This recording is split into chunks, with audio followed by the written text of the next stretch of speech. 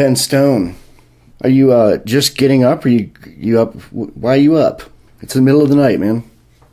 Start your chores because you're Amish. Well, here's my idea, and I'm recording my end of this call. I want to start a podcast supergroup, and I want to record a podcast with you tonight for the first episode. Yes. Well, cool. That would be great. Cool. Let's, I want to do this, Nima's not up in the middle of the night, and that's when I get crazy and need to podcast even more than we do already. So I'm going to have different guests on this cast, and it's called the Anarchy Supergroup Podcast. It would be like Cream, like back in the 60s when they made the first supergroup. I want to be Ginger Baker. Did you ever see that live at Cream live at London Hall or something movie? I don't know. I've seen many of those. It was their last show, and Ginger Baker's just fucking nodding out, almost dead on heroin, like explaining his drums backstage before the show. Those guys are something else. Yeah, I really like Cream. They kind of invented the supergroup thing and the everyone solo at the same time thing. Yeah. Although they weren't the first supergroup. Wasn't Bread or Hot Flash or Hot Tuna or somebody? Who was it? Yeah, there was somebody put together right before them. There's a huge conspiracy thing. I don't know if you've ever seen this about whatever the canyon, Laurel Canyon, I think, that a bunch of these people all lived in Frank Zappa's house in, I think it was Laurel Canyon in L.A., and there's all kinds of weird, there's like 20, 30 pages on the internet of conspiracy stuff just on that one house. It's crazy. If there's only 30 pages on the internet, I'd barely call that a conspiracy. Well, each page is super long. Well, I rediscovered Zappa last night. I was reading about Augustus Owsley, Stanley Owsley, the Grateful Dead's LSD manufacturer and also sound man, and who was actually the grandson of a U.S. senator who was very anti-prohibition. But I was reading. It said in the article on Wikipedia about Stanley that on Owsley that he's mentioned in a Zappa song. I'm like, oh yeah, and I went back and went on YouTube and listened to the whole album absolutely free a couple times through, which I heard when I was like 12, and it really it kind of helped warp me. It was one of those like everything you know is wrong moments, like that, and reading Steal This Book at 12. And but there's a line in it that says, "I'll go to Frisco and sleep on Owsley's floor." It's the whole record's making fun of hippies and flower power. It's great. Mm-hmm. Yes, but there's this running thing in that album of like the ghost of the recording studio. It's called the Central Scrutinizer. It's like the censor built into the recording studio, and it's always whispering between songs like, "This is the Central Scrutinizer." And one of the things that the Central Scrutinizer says, either on that album or another album, is something about like, "There's all these people in Laurel Canyon, and I can't get them. They're all over the house, and I don't know what to do about it." Something like that. Yeah, I had the website bookmarked for a long time, and I'd go back and I'd read, like I said how many pages it was, but each page was like, scroll down forever. Yeah, and they would have pictures and all kinds of stuff. And when you first started out, it's like, okay, there's some crazy theories here, but just stick with me and we'll get through this. And they'd lay something kind of mild out, And then it'd be like halfway through, it's like, yeah, Jim Morrison was on. His dad was a commander of an aircraft carrier or whatever, or destroyer or something. And then links that into how he didn't get drafted and how all of his songs like suddenly came out of nowhere and then he disappeared. And it's when I say it doesn't sound crazy, it sounds stupid. But the way they lay it out, or the way this guy lays it all out, it's like, I don't believe this, but it's entirely plausible, and that's what's scary about it. It's like, there's a lot of things that I think, I might believe that, but it's not that plausible. But it's like the opposite as you go through all the waves, and it might just be that there's so much of it that the guy could be telling you that, you know, Mars is made out of green cheese or something, and you would believe it by reading that much. But it's interesting to me, just the one thing you said about Jim Morrison. I mean, he's a fortunate son, I guess. I didn't know that. I knew his dad was a high military guy, but I didn't know that he got him out of the draft. That sounds plausible. And, you know, Morrison repaid his dad by, when Time magazine asked about his parents, he said, "Oh, they're dead." Yeah.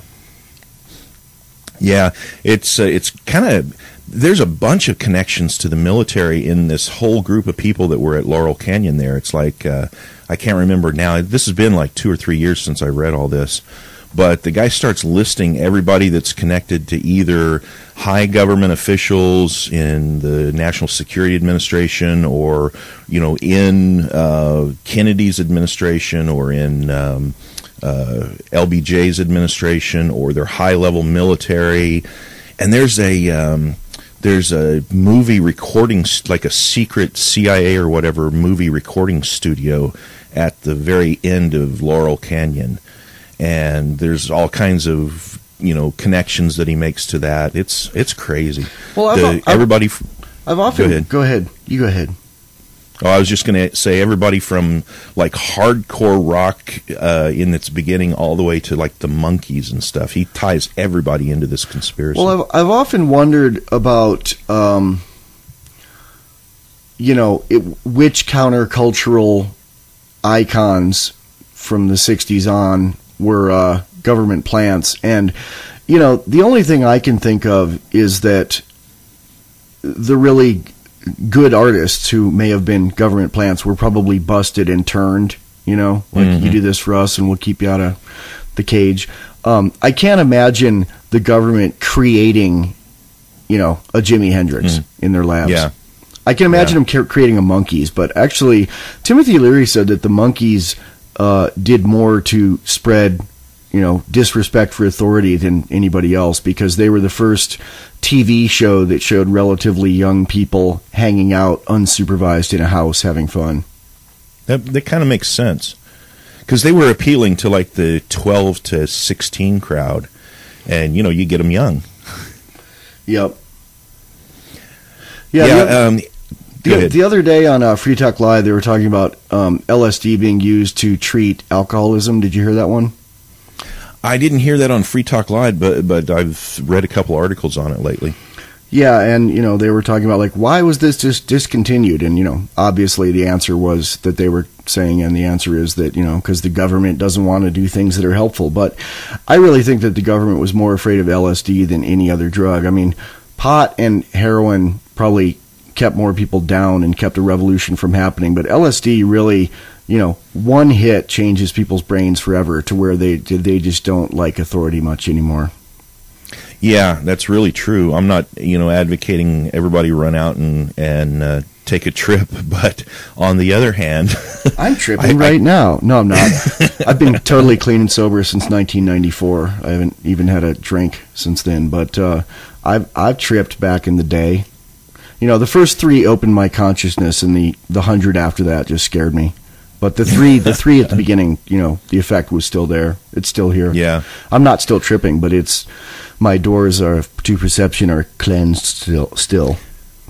Yeah, I would have to kind of agree with that. It's like the very first time I was expecting something along the lines of like well, this is a dead word nowadays, but like a Quaalude or something that would really drop me down on my knees and really put me out.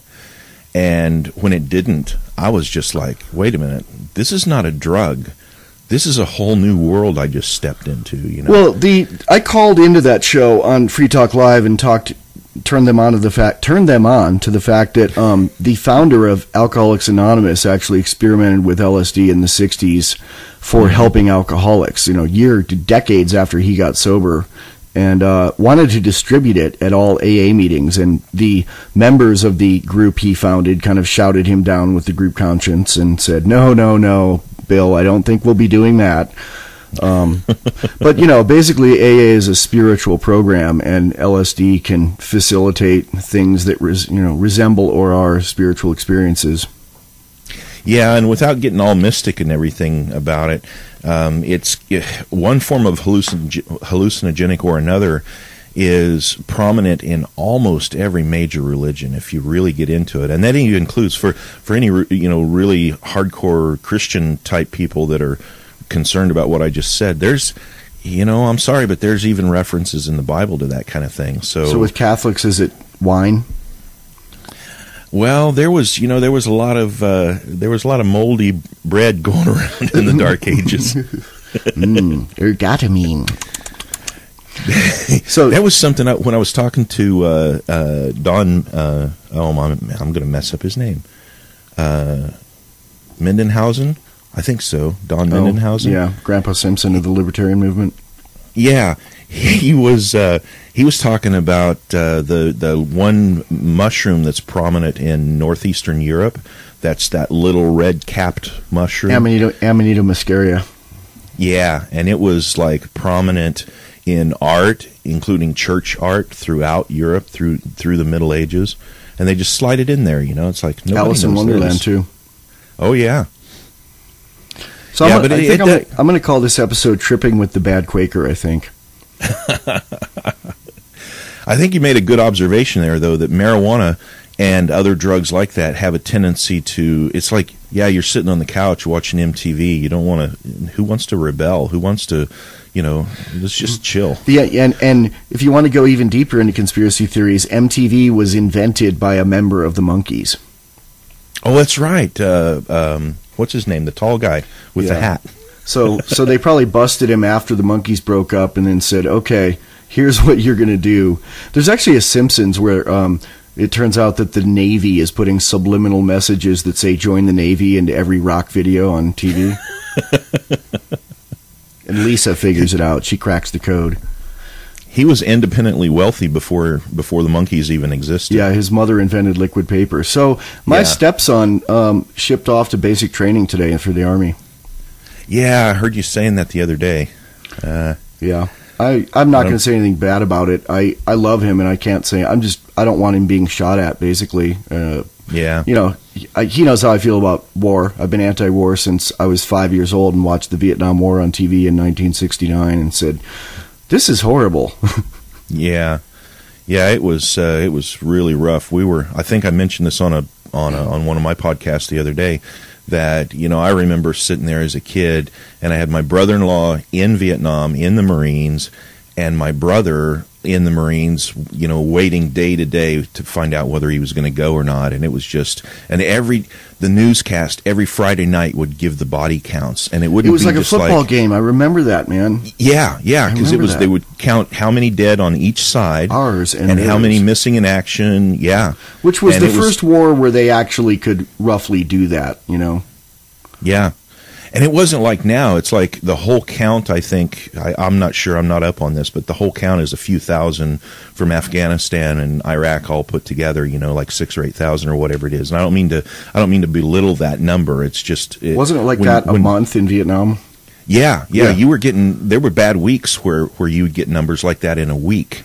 Way City was, I can't remember now the casualty, but it was crazy. It was just out of control. And they're saying that stuff, and I'm like, 8, 9 years old at the time, and knowing that my brother-in-law's there, and my brother could be there in days. It was just horrible. Are they Quakers? No, my whole family is Baptist from top to bottom. I shouldn't say that. How'd you end up Quaker?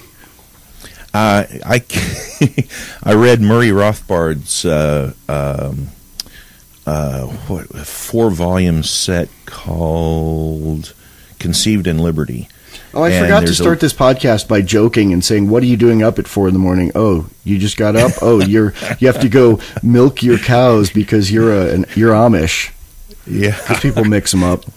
Yeah, people confuse Amish and Quakers and Mennonites and all of those, but all those plain dressing folks. I always say it like this: if you're walking through the mall and there's a Quaker in there, you won't be able to pick him out because he looks just like everybody else. I'm wearing all black. Does that count as plain dress? Oh man! So, how'd you become Quaker? Reading Murray Rothbard's Conceived in Liberty. I read Rothbard and it didn't turn me Quaker. Oh, really? Did you read Conceived in Liberty? Nah, I don't read books. I don't have the attention span. I listen to podcasts and while I'm watching MTV and tripping. He devoted like one little tiny section in there to talking about how the Puritans up in the Northeast were, they were really bad people. And I mean bad, like they all pretended to be good church type people, but they were monsters attempting to utilize the state to control everybody and everything. They were Christian Shareans. Yeah, they really were. And the Quakers would just basically flip them off and do what they wanted to do. And it just infuriated the Puritans. So they were burning them. They were, they would strip them naked and march them through the streets to humiliate them. And so the Quakers decided, well, all right, they want to strip us naked and walk us through the streets. We'll just go to their churches next Sunday naked. And they would just show up in the church naked and walk up and down the aisles. Hi, how you doing? So they Quakers because they were cold? Say that again? Were they called Quakers because they were cold? Oh, no, that was a derogatory term that a judge in, I believe, Scotland threw on them to try to, because he kind of said, you think you're something because you quake before God. You're a bunch of Quakers. And they were just like, whatever, because the Quakers called the Puritans Roundheads because they cropped all their hair off and had an unnatural head. Is Kai Quaker? I know she borders somewhere, I think, between, what is it you call yourself? Deist. Yeah, I think she's somewhere between a deist and a semi-pagan, a deist and a semi-pagan atheist. I think somewhere in that realm. Yeah. And I hate to classify somebody else that hasn't classified themselves, but, Yeah, I've classified Nima's religion to somebody who asked without asking him.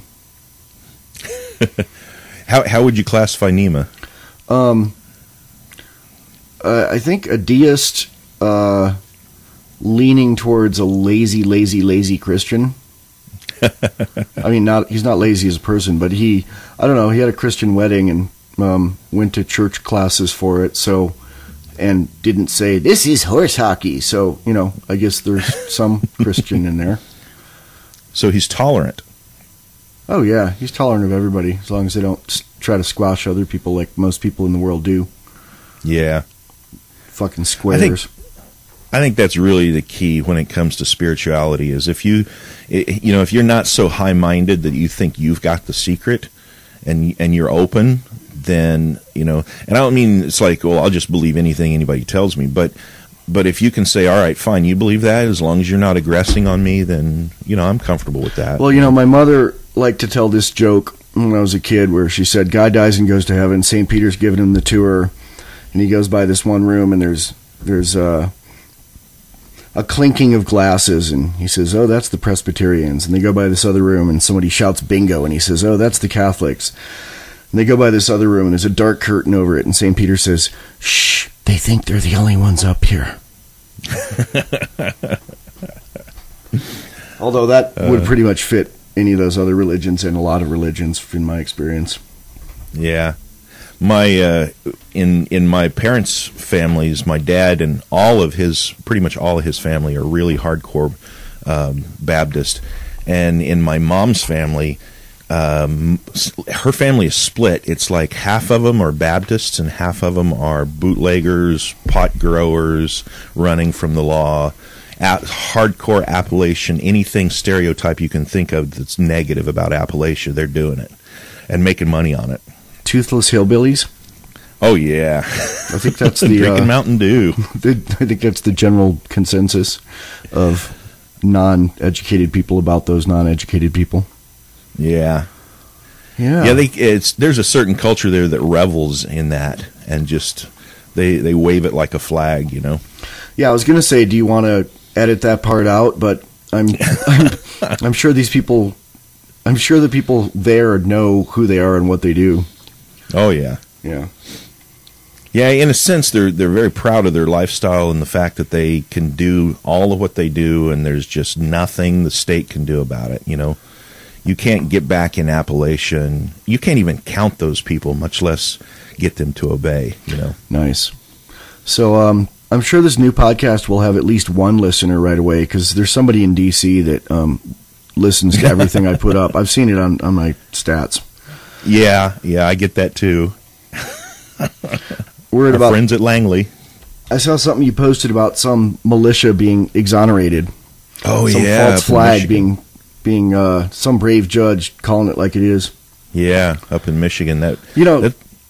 If that happens and the Supreme Court decides Obamacare individual mandate is unconstitutional in the same week, I think some heads are going to explode. They're just going to go, I can't take it. Our tyranny's not working. Steam will be coming out of Eric Holder's ears. Now they'll just figure out somebody else to hassle. Yeah, the Amish, because they don't fight back. Yeah, they're giving them a pretty hard time, really. I really feel sorry for the Amish. There's this movie that was made in the early 70s or late 60s. It was an anarcho-capitalist documentary called The Amazing Bread Machine or something like that. Oh, yeah. And that opens with a reenactment of some Amish being driven off their land by government guns. It's been a while since I've seen that, but yeah. Yeah, the Amish have suffered pretty bad at the hands of the government. They are amazingly resilient, though, and a lot of people think that they're a commune, and they're really not. They're seriously in on property rights. I mean, they're what I own, it's mine. Yeah, I have a lot of cursory knowledge of them because I grew up in upstate New York and went to boarding school in Pennsylvania, and my dad deals with them a lot. He sells wood to them. Mm-hmm. He owns property with a lot of big old trees on it, and he'll, from time to time, to pay his property taxes, he'll fell a tree and then sell it to the Amish furniture makers up the road. Yeah, a big nice walnut tree or something like that. Yep. Yeah, I worked in eastern Ohio for a while, and I worked for this crazy lunatic old lady, and she would have me go out on her forests that she owned and count the walnut trees. It was kind of like Mr. Burns, like, excellent. Did the count change from time to time, or? It didn't while I was there. I didn't work for that long. I was only there about 9 months or so, and I was like, man, I can't handle this anymore. She owned a public utility, a water company, and it fed water to a little community and a hospital. And she was really hardcore left-wing liberal, all the way out the window nutcase. And she would turn off all the chlorine into the system, because she was convinced that chlorine's bad. I mean, well, it's poison, but it's still, if you're going to run a water utility, it's the antiseptic. law. Yeah. So she would get paranoid about poisoning all the people and turn off the chlorine injection. And I'd come to work and all the chlorine numbers are out of whack, and I'd have to send out a boil alert and call the radio station and try to get things running again. It was like, man, this woman is crazy. Now, why wouldn't that happen in LibPair, in Libertarian Paradise? I think it could, except people would expect there to be no fraud involved. So like if you wanted no chlorine in your water, then that would be great. But if somebody says, we guarantee your water is going to be chlorinated and clean and not have any bacterial, infections or whatever, then they turn off the chlorine, then you could sue them. You could take action against them.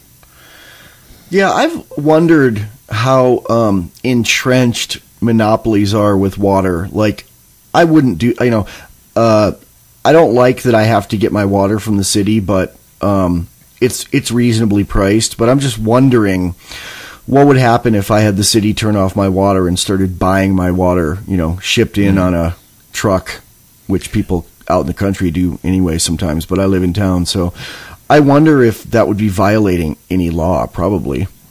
It's according city to city. There are certain cities that if you have your water turned off or if you have your electricity turned off or whatever, they will confiscate your property and evict you, because they consider it abandoned. Yeah, they don't want you doing no possum living. Do you know about possum living? Say that again? You ever see that book, Possum Living? No, I'm not familiar with it. It's a OG, original gangster, old-timey, it's a prepper book from about 1975. Wow. And it's written by the sister of a friend of mine that I went to boarding school with. And she came in and spoke. I did a lengthy Freedom Fiends about this, so I won't go into it too long. But she did she came and spoke at my school when she was like 19 and I was like 15. And she was the first published author I met. And it really inspired me.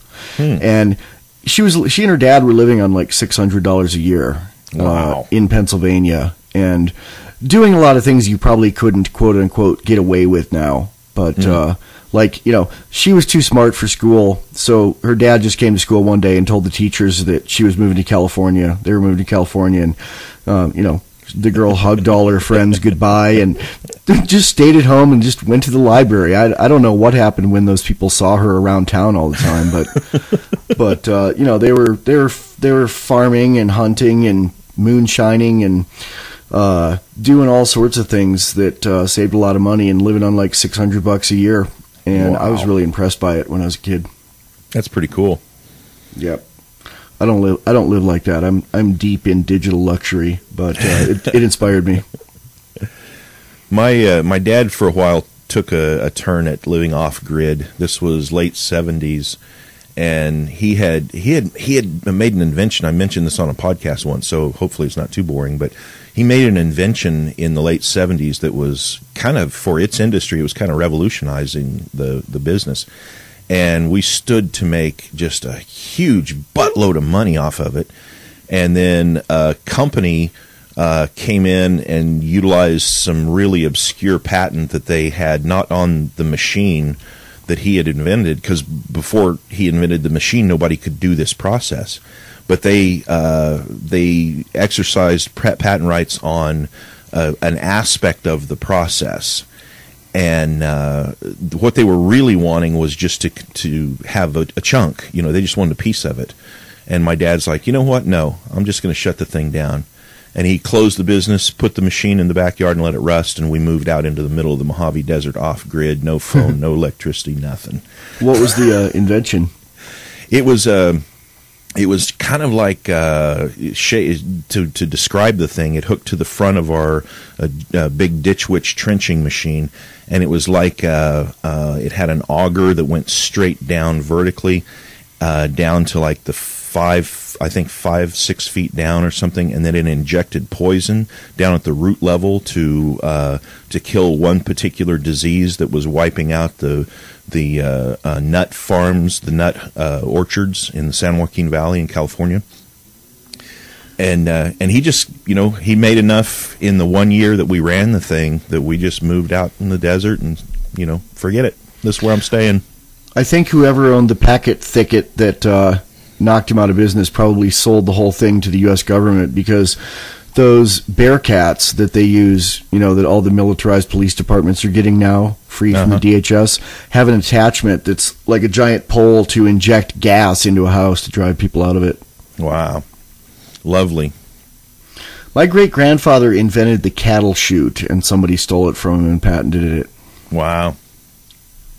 Patents, it's theft. It's theft, but I wouldn't mind if my great-grandfather had made millions off that and I had it in a pile sitting in front of me because people had died. You wouldn't turn the money down, huh? I wouldn't. No, I wouldn't. And, when I'm 90, if Social Security still exists, I'm going to get it because I paid into it. Yeah. Yeah, well, in that sense, I'm of the camp of the opinion that anything you can legally get from the government, you ought to do it while it's still standing. And well, I own a few stocks that pay a little bit of dividends that are, from back when I got them, that I wouldn't buy now, and I don't believe in the companies that have them, but I'm not going to go burn the stock certificates. Right. Well, they're going to do, whether it's an evil company or whether it's the government or whatever, they're going to do what they're going to do, and they're going to rob the maximum amount they can rob, no matter whether you take $200 a month from them or not. Yeah. So if you can capture a certain amount of money from an evil entity and turn it to good, then and the evil entity is not going to say, oh, well, Michael W. Dean just took $200 out of our savings, or out of our Social Security fund or whatever. We've got to go rob an additional $200. No, they're going to rob as much as they can rob all the time. Yeah. This is kind of almost bordering on what I used to hate that punk rocker, anarchist, leftists I knew back in the day would say who were on welfare, which I wouldn't be, of just, well, they take it from us, we can take it from them. And I'm like, they don't take it from you, you don't have a job. But, they take it in other ways. Yeah. And they take it in sales tax, and they take it in laws. But I wouldn't be on welfare. I was 20 years ago for a minute, but I wouldn't now. But it's almost, what I'm saying is almost bordering in degrees, in shades on what they were saying that I hated, but fuck it. Doing it anyway. Yeah, I'm not practicing to get the Anarchist Academy Award. I'm just being me. Right. Or the golden anarchy nugget, or whatever they give for the best anarchist. Mm-hmm. Yeah, I'm of that mind. I try not to aggress on anyone, and I try to spread that message as much as possible. But, we have to use the highways. We don't have a choice. And, yeah, I always hate that. Well, you use the roads. You're not a real libertarian. Fuck you.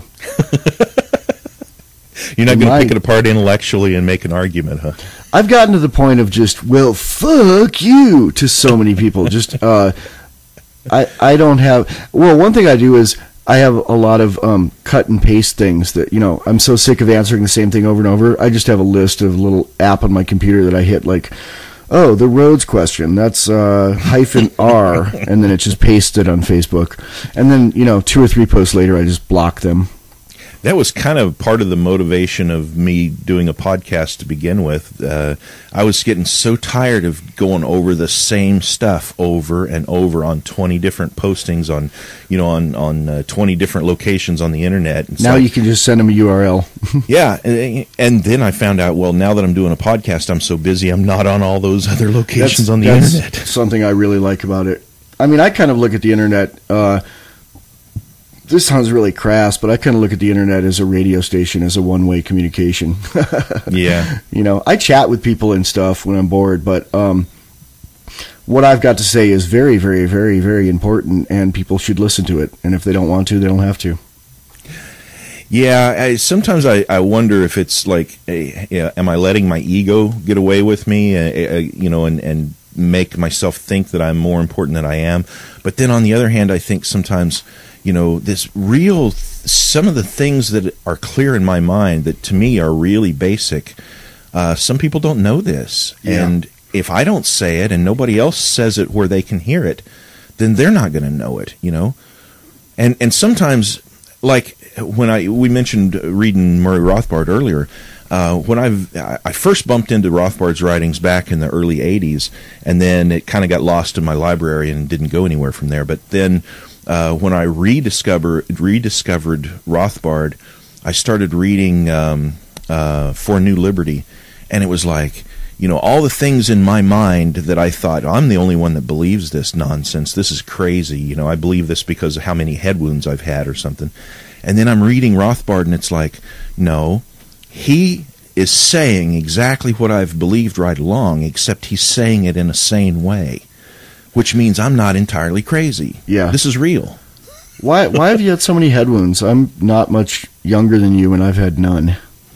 Well, it's kind of like once you get started, you just can't stop. I think I count, I always say it like this, I've got in excess of 35 concussions. And the reason I say that is because I can clearly remember and describe 35 concussions. But I think my first concussion happened before I can actually remember it. I fell down a set of stairs and was knocked out pretty hard.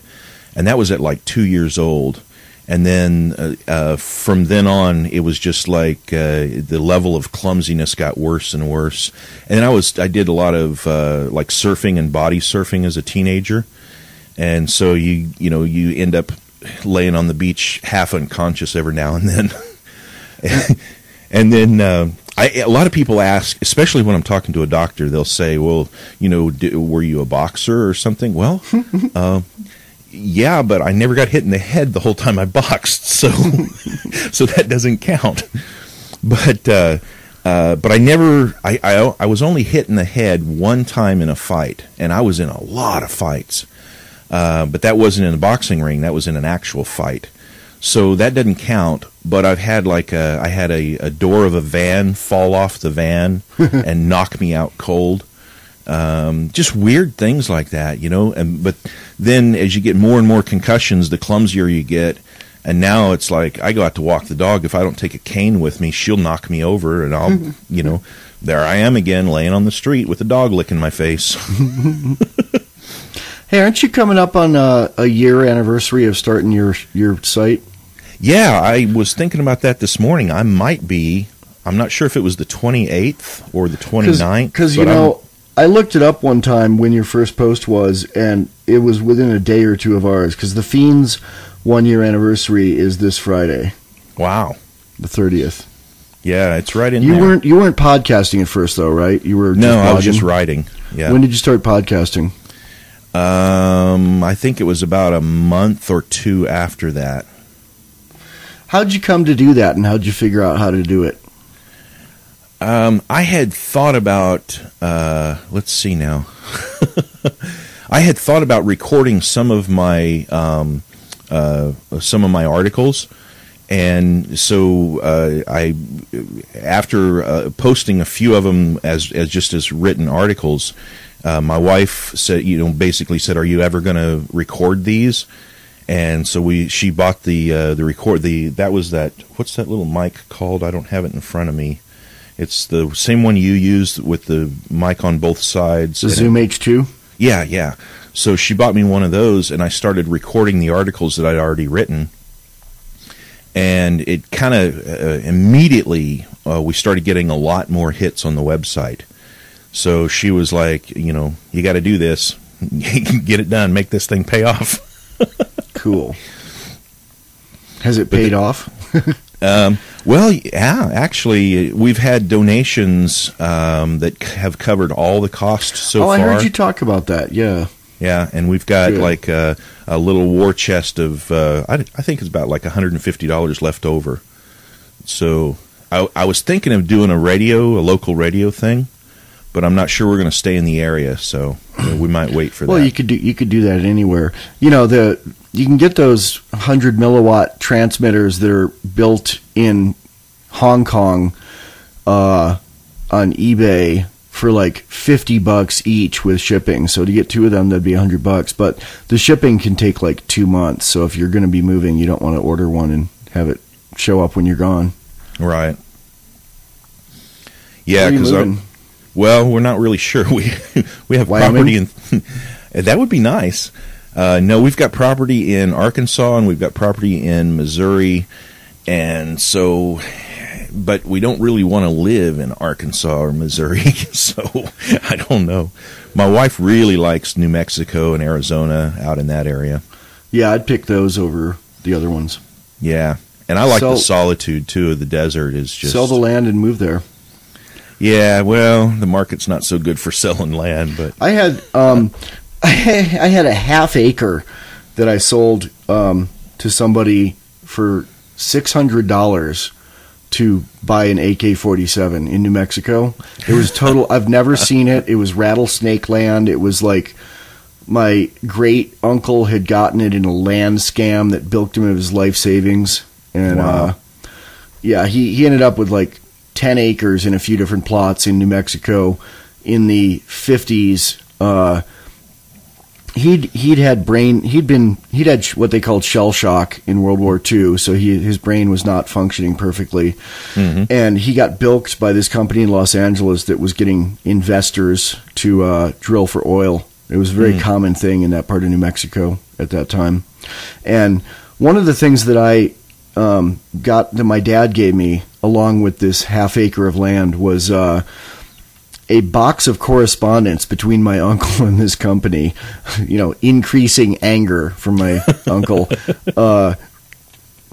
until he was finally put in a mental institution and or a sanitarium, they called it back then. And you know, letters from him talking about ghosts in his room and funny smells in his brain, and and it was kind of funny because I ended up donating it to the state of New Mexico, which sounds kind of statist, but it was so perfect I couldn't not do this. It was like about 5 years ago, I'd posted about the Zoom H2. I did some. I was one of the first people who got one, and I did some reviews of them that kind of went viral. And this guy that I played in a band with for a minute in like 1986 wrote me, and he's like, "Hey, Michael, I just found you online. I'm an official state historian for the state of New Mexico, and I'm thinking of recording sounds of the New Mexico landscape for our collection, and the Zoom H2 seems good." And I read the article and I saw it was you, and I remembered you, and I started chatting with him, and it was like, and he, you know, he is like the official top state historian for the state of New Mexico, and I'm like, really?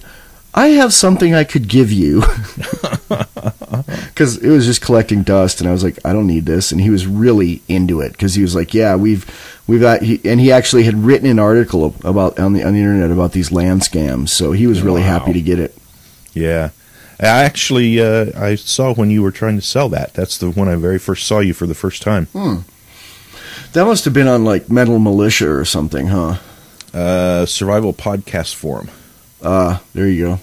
You actually, somebody over there attacked you, tried to say it was a scam or something, and it was like, I remember that. Yeah. I don't know why he thought it was a scam. It was a piece of shit land for a piece of shit price. Yeah. But, you know, it was, it went to a guy who wanted it for what it was, which was, you know, he lived in a big city and he wanted to own a piece of land that if the shit hits the fan, he could go out with a GPS unit and find it and say, this is my land. I have the deed. Go away. And, you know, bug out with the rattlesnakes 100 miles from any water. Well, you know, going back to the earlier story, that's exactly what my dad did in the late 70s. It was just like, tell society, I've had enough. I'm going to the desert. Yep. Yeah. So, yeah, we were just talking about how fabulously popular our podcasts are. They're each, I think ours is reaching at least 700 people, based on the amount of downloads and the fact that it's a few other places like YouTube and LRN, and I'm starting to get a lot of email too, like a lot of, and it's a lot of like the same different people sending me the same news item over and over and over, which is better than nobody sending it. So I'm not going to say don't send me that crap. You know, go ahead and. Do you get a lot of hate mail? Really? None. I get a lot of hate. I get a lot of hate on Facebook because I'm active on there and I chat and I, you know, have my settings so anybody, not just my friends, can see it. And some of it's like from actual people I knew in person and knew well and called friends in San Francisco who are just such entrenched liberal nanny fucks that they think I'm a right winger. They're really confused. And the ones who know I'm not and know what libertarianism is think I'm a nut and they're correct and they're perfect and I'm wrong. You know, what is it? The conservatives think the government doesn't do things well, so it should only do really important things. Liberals think the government doesn't do anything well, so it should do everything. Wasn't that it? I haven't got a lot of hate mail. I've got a couple that were really intensely hating me, but generally I get amazingly kind and respectful emails. It really kind of shocked me because, you know, my experience on the internet, I did a lot of, I haven't in years, but early on I did a lot of posting over at fark.com, and that's like the flames of hell right there, you know. You say, you misspell something and you're some grammar Nazi is going to eat you alive there. So it almost encourages people to spell things backwards just to mess with them. The main place I get really intense hate that's actually directed at my beliefs and the way I articulate them is comments on YouTube on the Guns and Weed movie, because that movie has gotten a shitload of views. Like the trailer's up to nearly 30,000, and the movie. Like the first few chapters of it are like 20-some thousand views, and other people have reposted it, and it's got a lot of views. So, I mean, you get these people from Europe just going, who don't get it, and from America, but especially Europe, who are like, weed is good, guns are of the devil, you are a warmonger like Bush, Which is, I mean, I didn't like guns until about 5 years ago. Basically, someone broke into our house in L.A., and I said, honey, we're getting a shotgun. And she said, I don't want a shotgun. That's saying the world's a bad place. And I said, sometimes the world's a bad place, and I love you. So we got a shotgun, and, we went out and tried it, and she's like, I love this. I want to get more guns. And now she carries a, Glock Model 23 in her purse. That is perfect. But, it's funny. It's like she and I go to a gun show, and she'll be standing next to me, and I'll pick up a gun, and the guy behind, or the couple, or the guy behind the table will be like, say something to her like, oh, she, I don't see a lot of wives who go along to gun shows and let their husbands buy guns. And she's like, I'm here to get me stuff. And they're really impressed. But, I've been anti-war since I was 5, and I equated guns with war, so I thought guns were bad. Yeah. Government guns are bad. Guns are great. Yeah. In your movie, and let's just kind of give a little plug for it, that everybody needs to watch that movie. I didn't get to watch it until just recently, but it's really good. And one of the things that really struck me that you talked about in the movie is this ridiculous... like in one city, hey, you want pot? Fine. Just have a script and go down and pick out what kind you want. It's good. You have a gun? Kill him! And then another city is like, you have a gun? No problem. You have weed? Kill him! It's illogical that these two inanimate objects are demonized the way that they are. It's crazy. Well, the easy way to sum that up is California and Wyoming. The place we moved from and the place we live now, gun laws and weed laws are completely the opposite. In California, you can get a prescription for weed if you have, ennui, and even if you don't have a prescription, it's barely, it's like a traffic ticket or less if you've got small amounts of it on you. And if you have a gun on you in public in California, you're going to prison. If you survive the arrest. For at least a year. Yeah, if you survive the arrest. And in Wyoming, you can walk into a store, buy a gun, buy the bullets, walk out in the parking lot and load it and stick it in your pocket legally and walk around with it without a permit. And, if you get busted with over an ounce of weed here, you are going to prison. So, we moved here because, we believe in all those rights, but we don't smoke weed. So we picked the gun place and left the weed place. And as far as people's general attitudes about everything else, they're equally ridiculous in both places. In California, they want to steal all your money to feed crack babies and illegal immigrants. And boy, I sound like Archie Bunker there.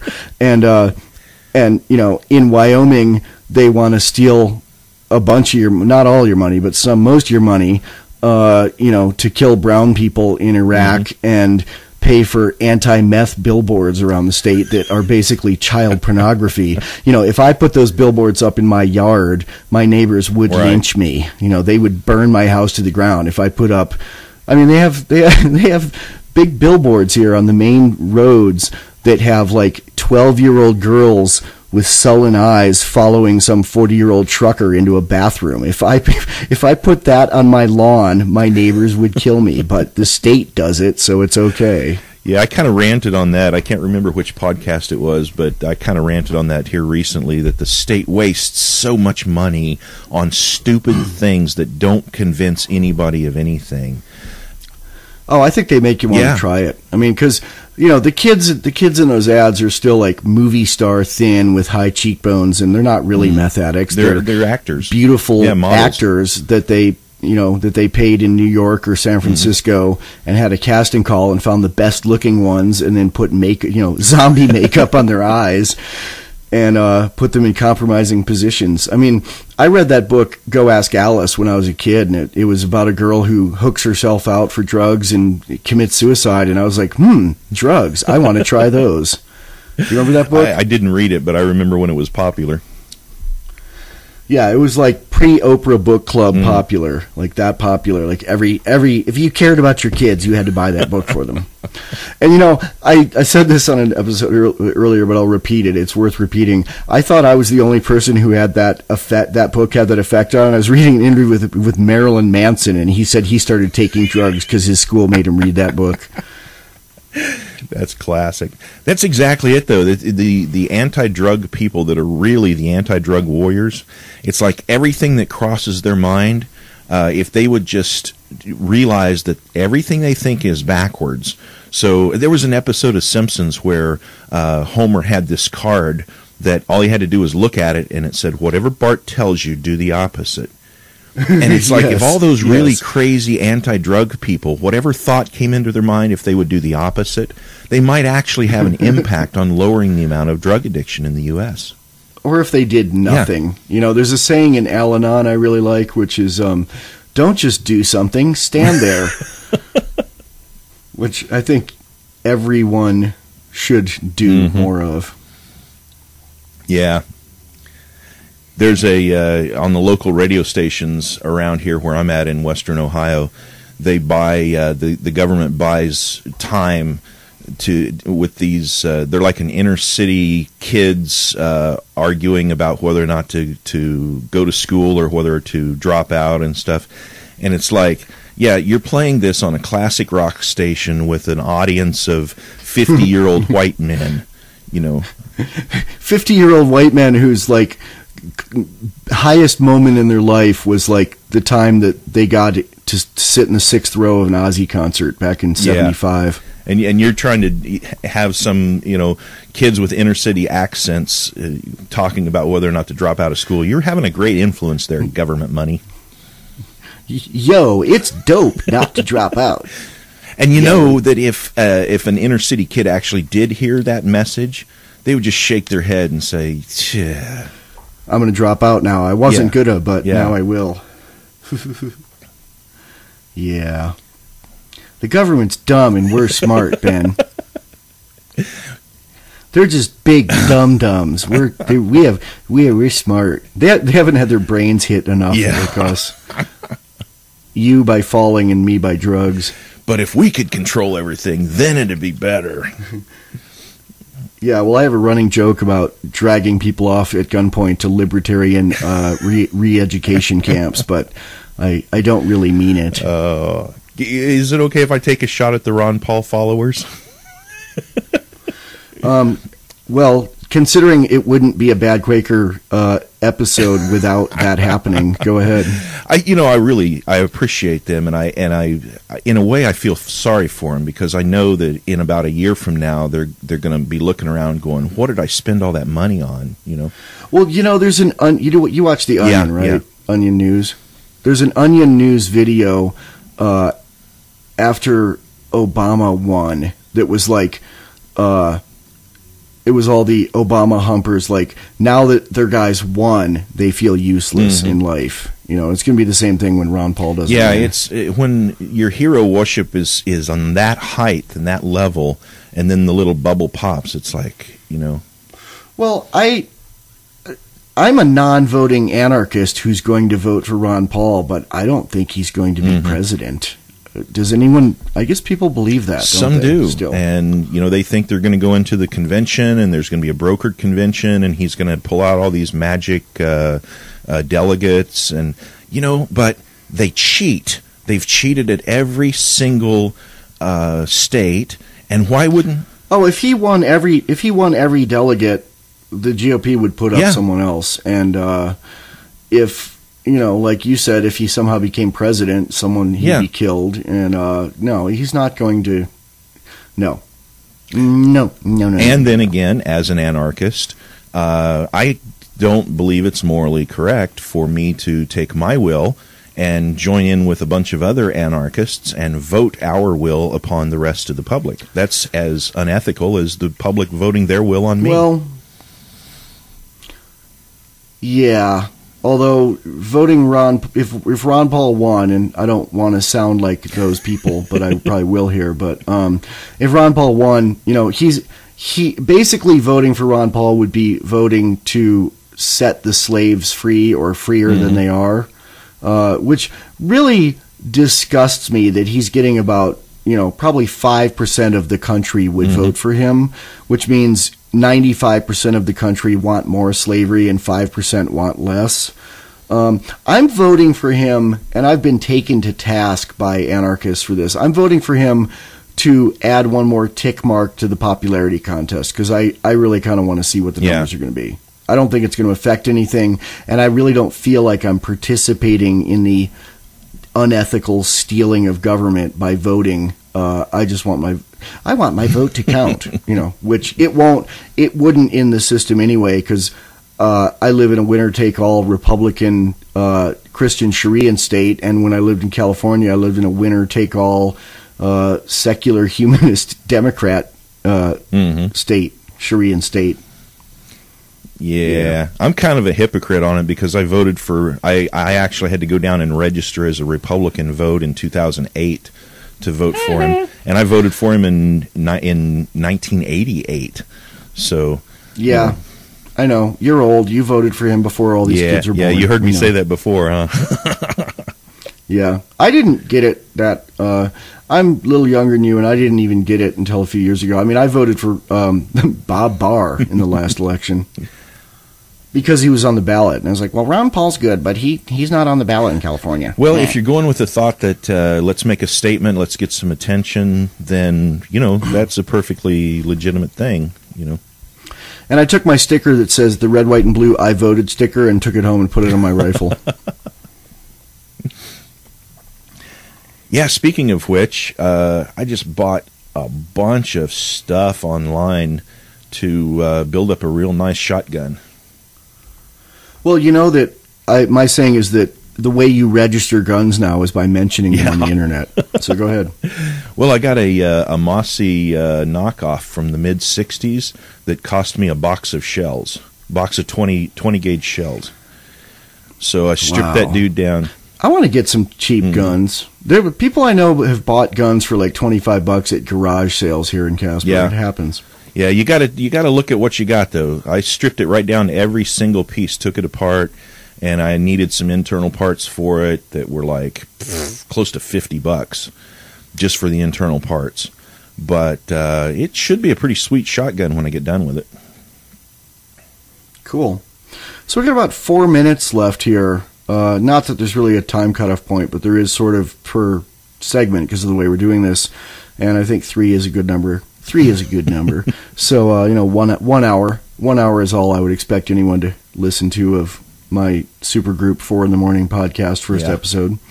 So, Ben, you have any closing arguments? I would argue that he is guilty based on the most obvious facts that almost no one saw him do it.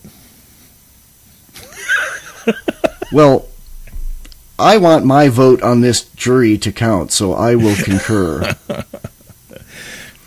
And, they wouldn't have arrested him if he wasn't guilty. I know there's a lot of... Oh, go ahead. And I'm in a bad mood today, so I want to punish somebody with the government guns. So I think have you ever been on a jury? No. I've gotten out of jury duty twice in San Francisco because I could not afford to take off work. I was living, hand to mouth in a temp job, and literally would have starved to death if I'd been on a jury for more than a few days. So I got out of it.